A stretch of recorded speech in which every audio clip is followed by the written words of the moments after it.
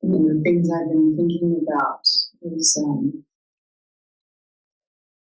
with any luck in life, certainly with any luck in this practice, one of the things that seems to happen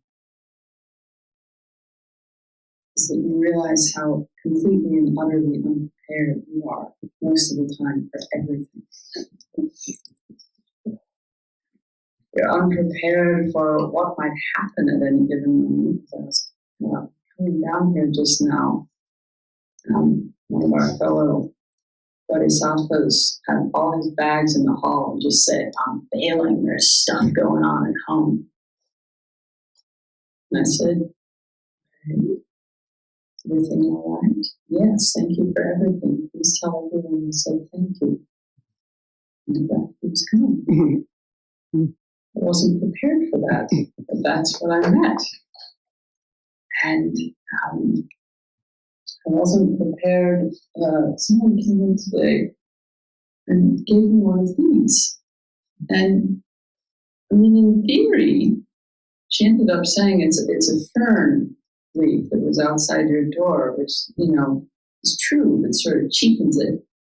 Because I just thought, like, what is it? It's very creaturely. I mean, it is a fern leaf, sort of, but it's so many things, and you can just sort of fall into it. And I was completely unprepared for that encounter. It just happened upon me.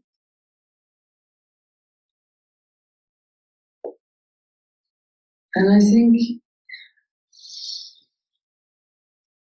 I was also very unprepared for what this is, who I am, what might happen, where my life might go. And any attempt at trying to hold on too tightly or have too many ideas about it just seems to sort of squish it. Someone once said that, in The Wizard of Oz, all the munchkins, and she goes to see the wizard, all the munchkins in Munchkin Land, are all the potentials that live inside of us. At any given moment, only one person sort of follows the elephant road, but you have all these munchkins inside of you. You're not prepared for those. So, I suppose I want to talk about that tonight. There's a line that I came across, or that came across me, it seems. It says, "You have entered the way, but it's not yet real." And this is the beginning of the koan that says, "You find yourself atop 100-foot pole.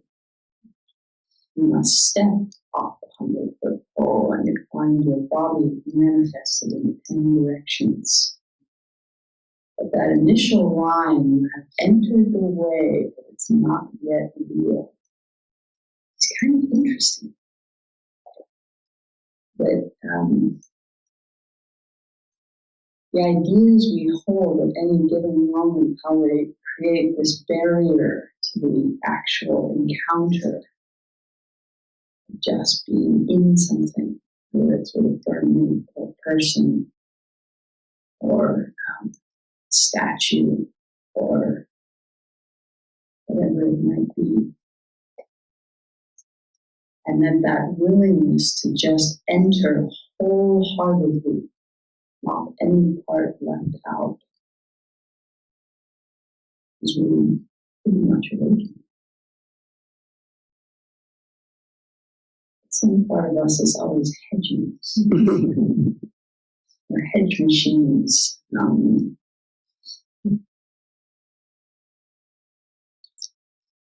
And I mean, the hedging, I think, becomes very obvious in retreat, because you have this nice small container, so you can hedge on things like, which teacher list should I sign up for? If I saw this one today at this time, and only if I see them in the morning, not if I see them in the afternoon, then I will be enlightened. Or where do I need to sit in the Zendo? Is it better to eat inside or outside? Or like there's always this sort of, and then there's always all sorts of stories that go along with people who either helped make this possible or people who suddenly got me, oh, your enlightenment was going fine this morning, but then there was a cell phone or there was a ring or there was something and you've been disturbed. So you hedge some more. You had a slightly different tradition, or this tradition you had a different koan, or if the teacher had said it to you in a different way, or use the right phrasing, or if I had used different fabric from my rakusu, I might we'll see how it goes. Not that you know anything about this yourselves. And I don't know, cats are very good at this.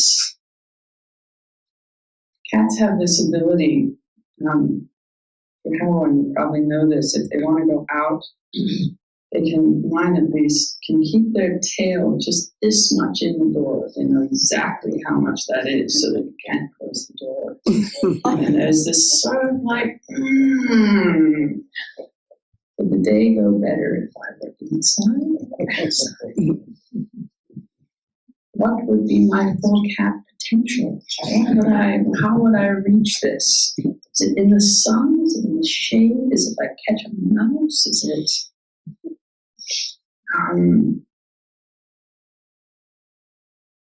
and the thing with koan study, this particular tradition especially, is that no matter what your koan is, no matter how much you don't understand it, no matter how much anything, if you give yourself to it fully, that's the trick.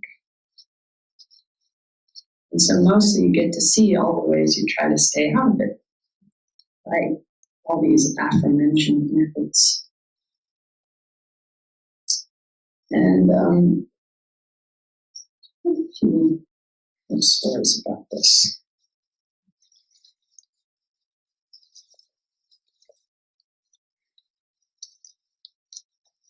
I guess one of the interesting things I'm noticing too is that in Sesshin, in life, especially in Sesshin, when things start falling away, like you don't have all the usual things to remind you who you are, or what you're doing, or whether it's important or not, or whether you're a failure or not, or any of the things. You'll find some, but you'll start grabbing for something. And you might notice this in Zendo, but you'll sure notice it when you see a teacher, if you see a teacher, because you'll want to grab for, an evaluation or something clever to say, or credentials, or a computer, or something familiar. You want something familiar. I was talking to someone a little bit about this today and said, it's like a transitional object, for kids. You have your blankie. I really loved my blankie when I was a little kid, having the bunnies around the side. And everything was better if I had the blankie. And the blankie, in a strange way, it's not even something that's necessarily very comfortable that we take around with us most of the time. It might be like a bag of rocks or a bag of spikes or a bag of, but it's familiar somehow. It's what I know. It makes me comfortable in some way, because without it, on the top, that hole, taking a step, and I have no idea who I might be when I reach the bottom. I don't have mine. And if you don't know what it is, you could probably ask someone, they would tell you. It's also something that, it's always interesting, like if you meet a new person, which you might do here, but you certainly would do other places, and they say something like, tell me about yourself. And what is it that comes to mind? That's very interesting. Like, how do you lay down the foundations of, is it your family? Is it that you've been having a hard time recently? Is it you just did something? Is it you like, what is it that you for help for? And this isn't bad, of course, but it just starts to make the world smaller, starts to define things. You start to get high up in the air. And there's something in this practice, that utterly unpreparedness, that's like very naked. It's a naked quality to really be here, really be another person, maybe even just being in the garden. It's a kind of nakedness. And in a sense, part of what we're doing when we gather here together is we learn to kind of tolerate the nakedness and see what happens if we try to pull on robes or yell at someone for walking in on us or whatever it is. And the tolerance can increase, just little by little by little. But it does oftentimes have to, I think there's that moment where you just have to let go and step off. No getting around that part.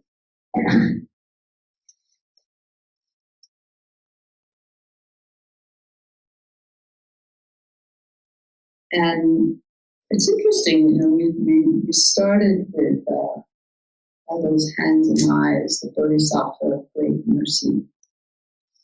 And one of the translations that Hakuin talks about in his Heart Sutra commentaries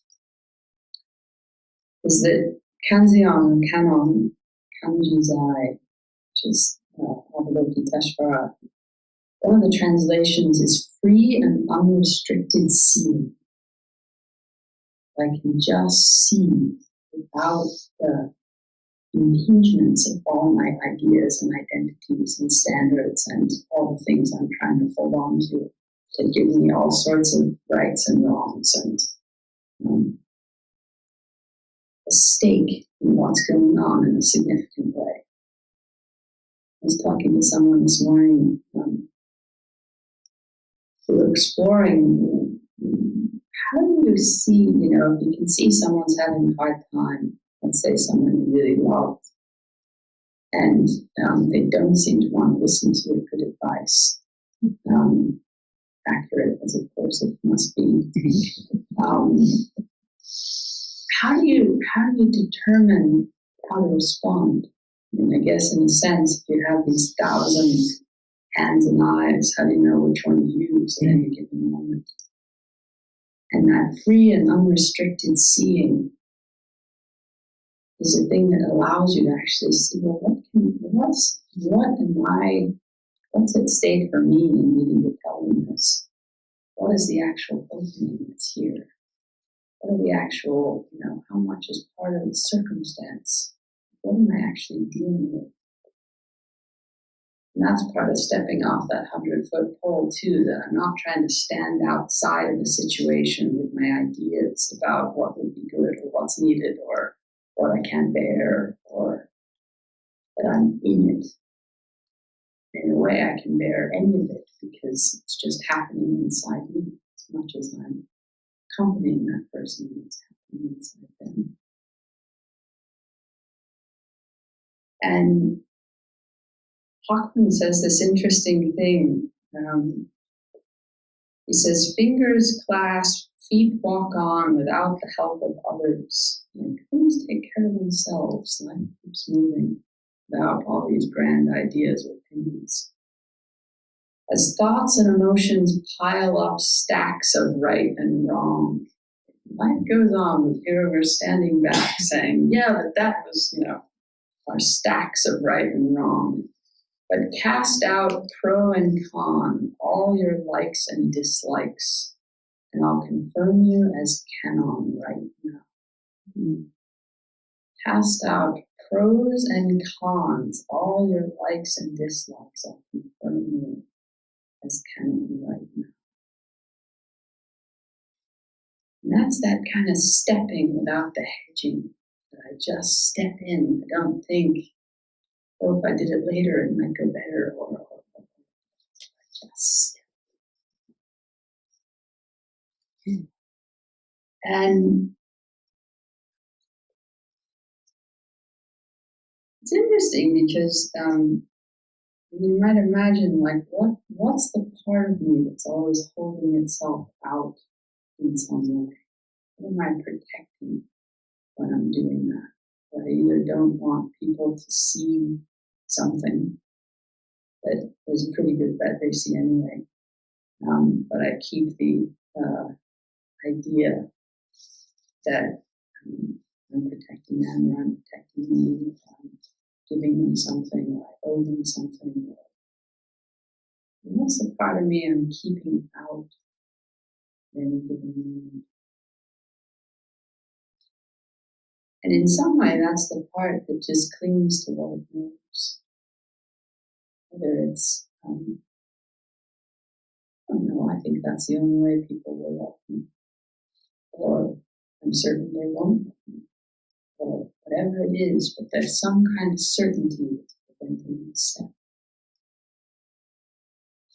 And it's interesting, because the guy who said that, how do you step from the top of a 100-foot pole, he was quoting another guy. It rolls on through the generations, this thing, as you might imagine why. It's such a good question.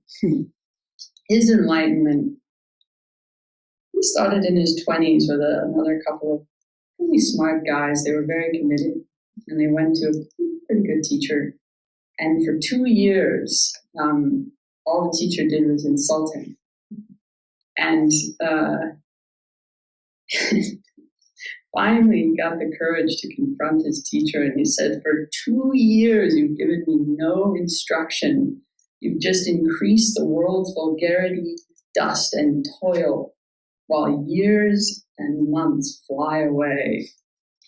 You might imagine his teacher saying, "Who is increasing the world's vulgarity, dust, and toil?" But this is the part I really liked. He says, even what I knew before is no longer clear. And I've lost whatever good came from leaving home. Even what I knew before is no longer clear. And I've lost whatever good came from leaving home. And you've surely hit this point where you think, why am I doing this practice? What is it even getting me? And his teacher chases him with a stick, as you might imagine, and says, listen to this stuff coming out of your mouth. How dare you? How dare you doubt me? And Shishuang, who's this guy, starts to plead with him, and the teacher just puts his hand over his mouth.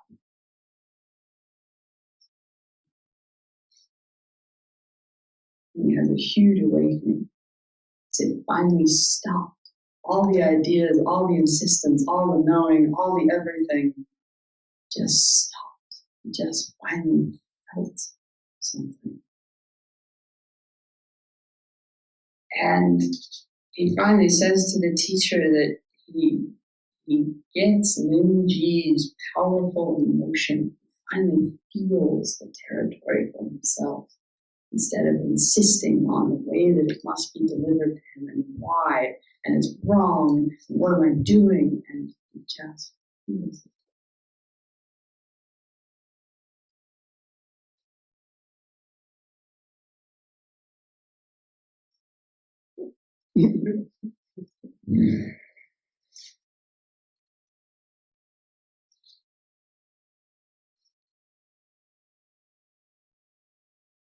You've entered the way, but it's not yet becoming real. You must step from the top of a 100-foot pole and feel your body with you.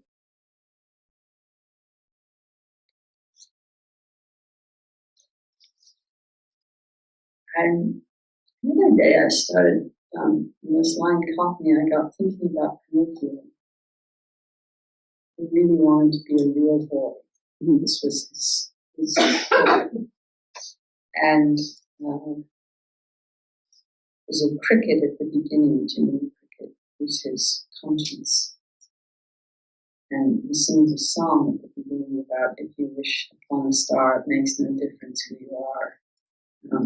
It's all about your inmost wish in some way.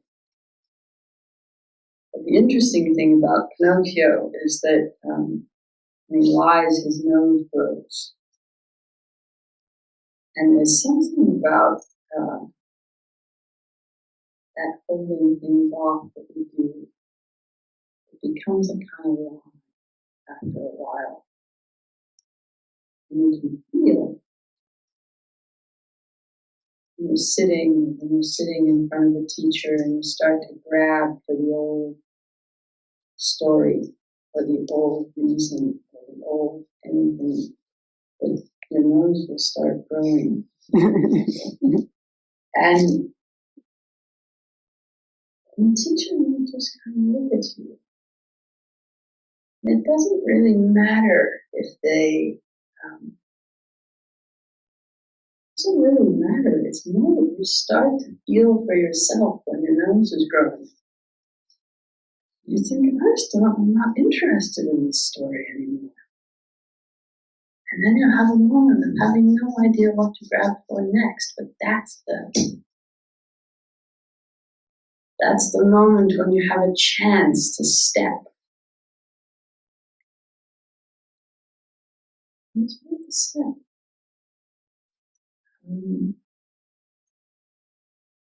And it's interesting, the song that, Pinocchio sings when he becomes a real boy finally and has no strings on him. It goes something like, I've got no strings to hold me down, to make me fret or make me frown. I had strings, but now I'm free. There are no strings on me. And it's silly, but we get all tangled up all the time. We're like puppets, and who's the puppet? Like we're trying to work a puppet. We get tangled up. I get tangled up in my own, I'm just thinking. You can be a real boy. You just have to shed the strings, all the things that keep you tight, all the things that keep you thinking that your moves are very limited. You can move all the ways when you don't have the strings. And I don't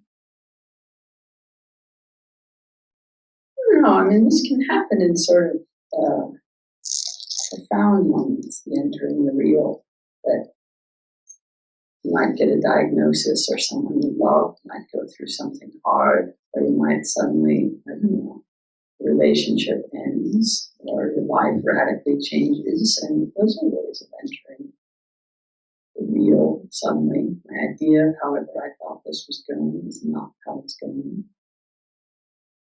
But it doesn't have to be that dramatic either. I had a very interesting encounter last week that I'll just tell you briefly about because it somehow, it somehow had to do with this, which is we built a house a few years ago, and some of the people who helped us do it wanted to take some pictures of it because they were happy with it.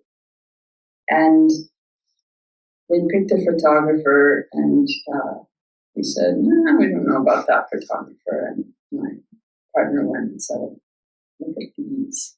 And long story short, we got these two Brooklyn dudes coming to my house last week. And I had very strong ideas. I was home by myself. I had grand plans for, enlightenment. And I was going to watch this Jungian presidency conference so I could think about, what's happening in the world. And, I had all sorts of really grand plans. And so they started doing their thing. And the person sort of running the shoot who helped with our house said, well, how was your Airbnb last night? And they looked at each other and they said, when we woke up this morning, we said to each other, we made it. We survived the night. And she said, what do you mean? And they said, oh, it's not a good Airbnb, but we scheduled too late and it's leaf peeping season, so there's nowhere to stay. And without thinking, I just said, well, you can stay here. And that was a step. So I just thought, I don't know these people.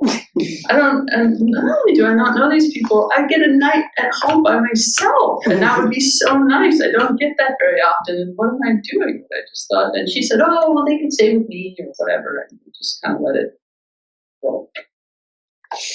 And later in the day, one of them came up and he said, what do you do?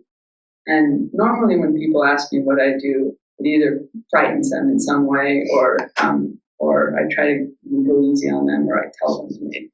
Someone said to me, is that a real thing? No one's ever said that before. But for some reason, I just told them. I said, well, I'm very involved with Zen and very interested in the deep psyche, and, I do a lot of dreams and different things. And he just said, oh, that's what I'm doing next. And I said, what do you mean? And he said, well, I grew up in the funeral home business. My family's a funeral home business. And I was like, and he said, so, and I've been thinking about, he said, I've been doing photography for a long time, but I've been thinking that we need more conscious rituals around death. And so I'm very interested in the deep psyche and death. And I just thought, what? Like, I was unprepared for these remarks, completely unprepared. And so anyway, we get talking. He said, well, I'll get back. And I said, well, really, if you guys want to stay tonight, please. And he said, well, I've been going around the house and I just look at all the books and I think, oh, who are these people? That's wonderful. Okay. But I just kind of let it. And later in the afternoon, they decided they would stay. And then when the shoot wrapped up and we were just there was this moment of like, well, what's supposed to happen now? There's no precedent for this encounter. We don't know each other at all. We have no, are we supposed to eat together? Are we supposed to, when do we go to bed? Or is it okay to keep, there's just this. And somehow I just said, I don't know, you guys want Thai food? Yeah, we love Thai food. Okay, so we sat down and there was this sort of moment where anything can happen.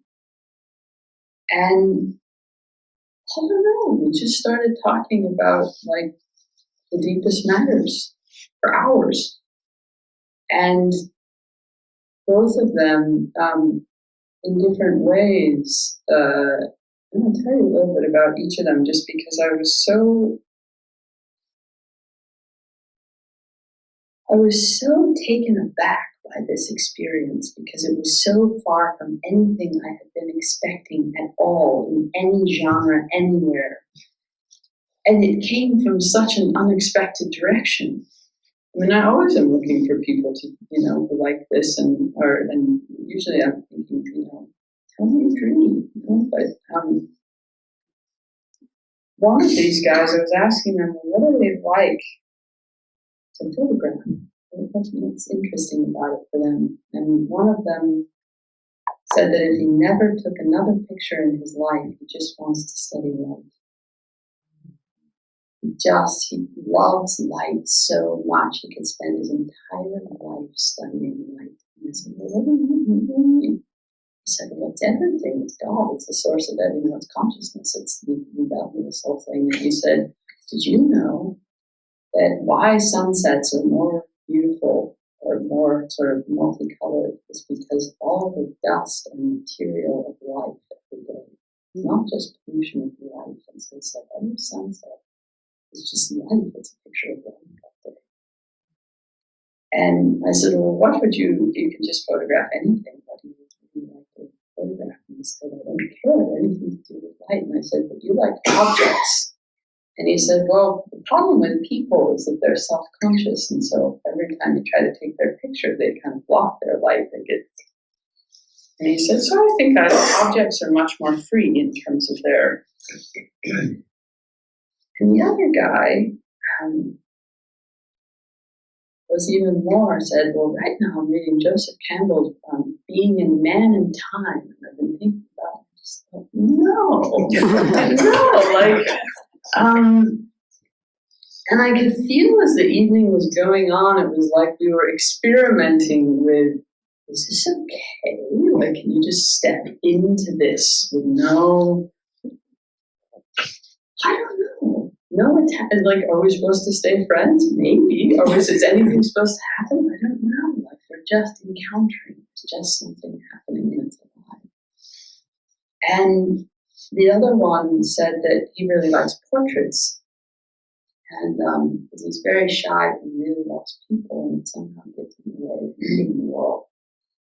And he said at some point he tried digital photography and he ended up with like 5,000 pictures. And he had no idea what to do with them. And so he shelved them completely and bought himself a big old camera that he has to lug around on the cart. And he said he'll walk around the city for sometimes 8 or 10 hours until he finds, because it takes a long time to set up. And it's a big production, and so it has to really be worth it to get just one shot. He has to really want it. He has to really feel it. And he said it's completely changed his orientation in a sense, because everything he has to really be there. And the last time he had it out, we were walking around with it, and said everyone sort of looks at him. He doesn't care, but he saw this man sitting in front of the water. He'd been walking for hours and hours and hours. And he saw this man sitting in front of the water, just kept being drawn to him, but he didn't know what to say. And finally, the man saw him, motioned him over, and started talking. And it turned out that why the man had been sitting there was because his mother's ashes were spread right behind him. And this guy thought, oh, that's why there's something alive here, there's something present, there's something happening. And so they started having this unexpected encounter. And by the end, the guy said, oh, it's amazing talking to you, but I don't think I want you to take my picture here. And the guy said, well, I don't care. I take the pictures for this. Like, it's just a vehicle by which I get to have the encounter in some way, because I'm shy. And so I don't know. Then we went to bed, and then we woke up in the morning. It was the same kind of thing. Is this okay? What's going to happen? Is it going to be like last night? Is it still going to be? Do we need to, is there a hangover from such things? And there was that moment again, just like, are we going to step off? Going to enter again? And all of a sudden we're in, we're back in it. And then the rest of the crew returned and said, oh, thank you so much for taking them. It was really kind of you. And I said, no, really, it was my pleasure.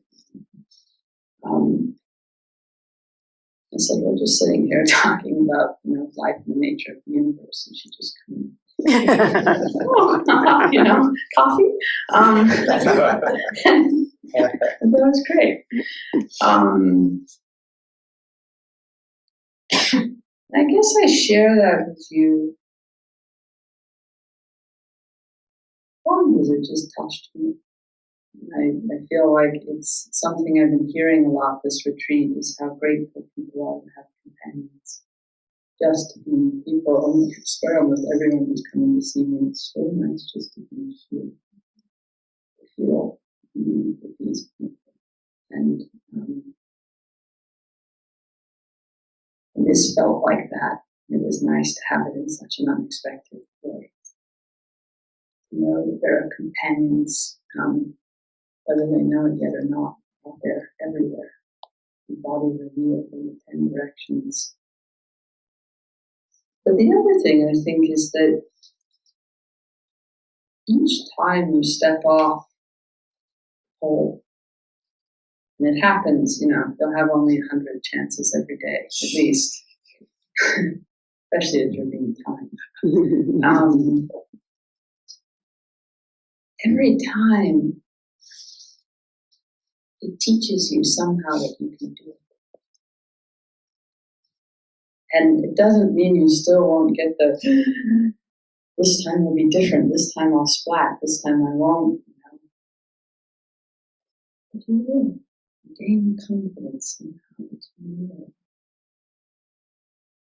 It's nice to be able to trust that being real. You've entered the way, but it's not yet real. You're making it real every time.